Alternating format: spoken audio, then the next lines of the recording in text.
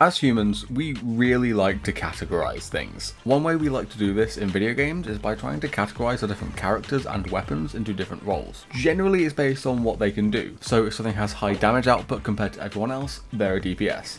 If they have healing or shielding, then they're a support. That sort of thing. Unfortunately, that's kind of hard to do in Splatoon. If a weapon's role is defined by what it's capable of, well, every weapon in the game can deal damage, every weapon can paint, and every weapon still lets you enter squid form. Even still, we managed to create a role system for this game. A very unofficial, flexible role system that the devs frankly have no input in and do not care about. The 4 roles we managed to settle on were Slayer, Support, Anchor, and to the point of this video, Skirmisher. I want to avoid getting into too much detail here because honestly it's a rabbit hole and a half and I don't want to distract myself here. This is going to be long enough as it is. Pretty much throughout all of Splatoon 3's history and a good chunk of Splatoon 2's history for as far as I can remember, the poster children of the Skirmisher role, the Inkbrush, Tacticooler and Wiper, have all been very well represented in the meta, at least until recently. Something has happened recently that has pushed these weapons very far down the tier list.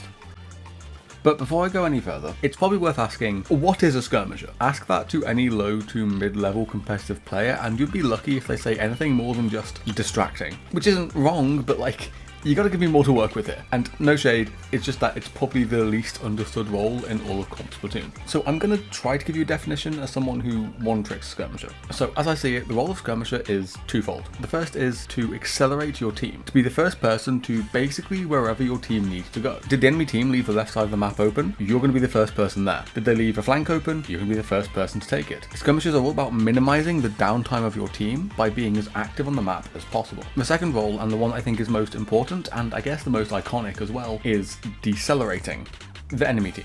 This one is pretty simple. It's just about making it as difficult as possible for the enemy team to do whatever it is they're trying to do. This is where people get the distracting from. The best way to slow down the enemy team is to fight them, since forcing fights makes it really difficult for them to do whatever it is they're trying to do. If they try to enact their plan, you will just run up and kill them. So being able to skirmish is not some unique thing. Moving to places and fighting people is basically the entire gameplay loop of Splatoon. Unless you're a flinger roller, in which case your gameplay loop is a lot more boring. So while any weapon can skirmish in theory, some are better than it than others. The main quality that we look for in good skirmishers is survivability, and this is normally in the form of combat mobility, but this isn't always true, and as an example, the Brother class relies on their shield to keep them alive, and don't actually have that good mobility. So as stated before, the weapons I want to highlight here are Inkbrush, Tetra, Wiper, and Emperry. Their high combat mobility through their rolls, their safe speed, their rolls, and their rolls make them perfect for the role of skirmisher. In fact, these weapons aren't just good at it, they specialise at it. They have all the tools to be a good skirmisher, but they lack the tools to do much of anything else. Brush, for example, has literally the best mobility in the game, but its poor range and DPS mean that it can't go for kills, nor can it provide much utility. Even Vanilla Brush, with its more well-rounded and supportive kit, doesn't make for that effective of a support and still relies on the main weapon skirmishing to generate value for its team. The lack of versatility may seem like a downside, but in practice it's more like a trade-off. It lets them double down on their playstyle and come into their own by being one of the best at what they do.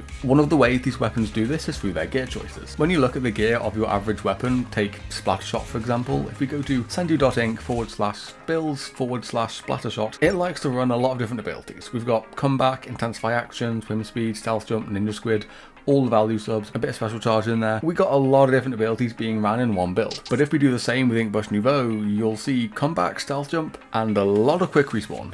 Oh look, there's my builds. My point being, there is a lot of quick respawn, which makes sense. If your weapon is all about running in and fighting the enemy team, you're going to be the person who's at the most danger of dying, since, fun fact, the enemy team wants you dead. Quick respawn is, in my opinion, one of the strongest abilities in the game. While I am a firm believer in the fact that any weapon can run quick respawn, it is an ability that you do need to dedicate an entire gear set to, and most weapons want to be running other gear abilities like intensify action, ninja squid, swim speed, run speed, and the likes. And so their ability to run quick respawn in such high amounts is another factor that sets skirmishers apart from the rest of the cast and lets them specialise in their role. And there is one more thing that I want to mention that allows skirmishers to double down on their playstyle, but I'll talk about that in a sec because I kind of want to mention how they fell off.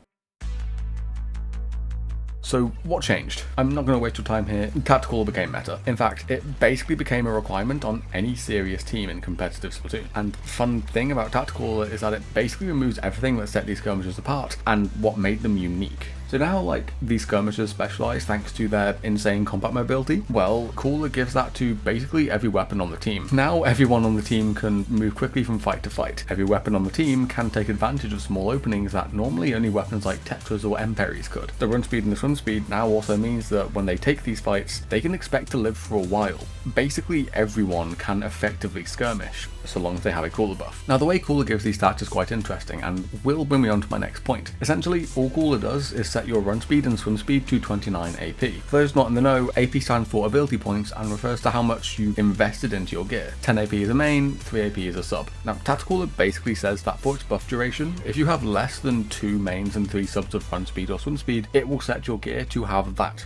So in theory, the mobility Cooler gives is something that you could achieve without Tacticooler by just adding those abilities to your gear. Issue is, you wouldn't have the ability to run quickly spawn, but well, you can see where I'm going with this, because yeah, Cooler gives 57 AP of QR for none of the gear investment required. Literally, the special takes everything unique about all these weapons and just gives it to everyone else. Okay, but I'm not done, because there is still one more thing that Cooler takes away from these weapons, and this has to be probably the most egregious sin of them all. So looking at Aimbrush Nouveau, Splatoon Wiper, Emperor dualies, and both kits of Tetra dualies, what's the one thing that all these weapons share that I haven't mentioned yet? And that's a rhetorical question, I'm not giving you time to answer, because the answer is their specials. When you look at the specials that these weapons have, we have Reach Slider, Splashdown, Zipcaster, and 2 lots of Hammer. What pretty much all these specials have in common is that they're pretty selfish. They don't have any team-wide benefits. These aren't specials that you and your team want to plan around or play around, and they're pretty low value as a result. While that can be seen as a downside, it also means these weapons aren't tied to their special and don't need to consider their special when making risky plays. Once again, it's more of a trade-off that lets them double down. So as an example, if you're playing Splattershot, your special is Trizooka, and that's pretty valuable right now. It's basically a walking quad machine. The fact that your special is so valuable plays into every aspect of your decision making. If you see an opportunity to make an aggressive play, you have to take into account your special charge, and weigh whether or not it's worth going for it and risking half your special meter. With a lot of these skirmishers, this isn't a consideration they have to make. So what if I lose half my hammer? It wasn't going to impact the game much anyways. Not only do selfish specials like these support the aggressive playstyles of skirmishers, their lack of team-wide value means skirmishers are more free to go for more aggressive plays, as there is effectively less risk. So as I'm sure you can guess, Tacticooler basically turns this entire dynamic on its head.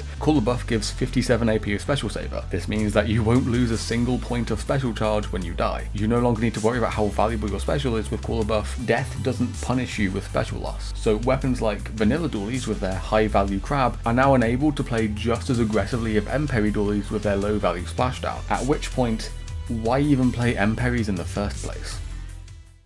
So what can be done about this?